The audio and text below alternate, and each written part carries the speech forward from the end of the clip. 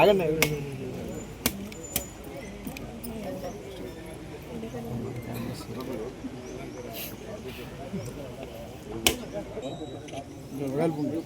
అమ్మ కొంచెం వెనుకున్నాను, అమ్మ కొంచెం వెనుకకుండా.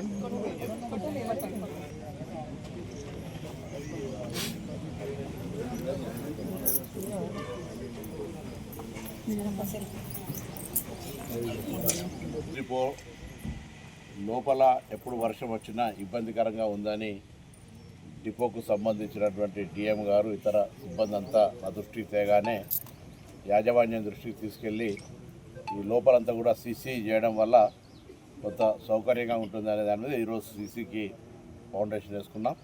అదేవిధంగా హుస్నాబాద్ బస్ స్టేషన్ను కూడా అన్ని రకాల సౌకర్యాలు, ప్రయాణికుల సౌకర్యాలతోటి దాన్ని పూర్తిగా రెనోవేట్ చేసుకున్నాం. హుస్నాబాద్ కేంద్రంగా అన్ని ప్రాంతాలకు బస్సులు నడవాలని, గతంలో ఉన్న బస్సుల కంటే కొత్త బస్సులు కానీ, పాత బస్సులు తొలగింపు స్థానంలో కొత్త బస్సులు వేయడం కానీ, ఇంకా ప్రజలు ఏదైనా గ్రామానికి బస్సు రావాలనుకుంటే కూడా వాళ్ళు రాష్ట్ర వ్యాప్తంగా కూడా కొత్త గ్రామాలకు, కొత్త కాలనీలకు బస్సులు వేసేటువంటి కార్యక్రమాన్ని ఆర్టీసీ తీసుకుంది. కాబట్టి తప్పకుండా కొత్త రూట్లు ప్రజలు అక్కడ బస్సును, ఆర్టీసీని వినియోగించుకోదలుచుకుంటే తప్పకుండా స్థానిక అధికారుల నోటీసుకు తీసుకురండి. దాన్ని విచారణ చేసి వెంటనే కొత్త బస్సులు తీసుకొచ్చి కొత్త బస్సు రూట్లు కూడా వేస్తాం.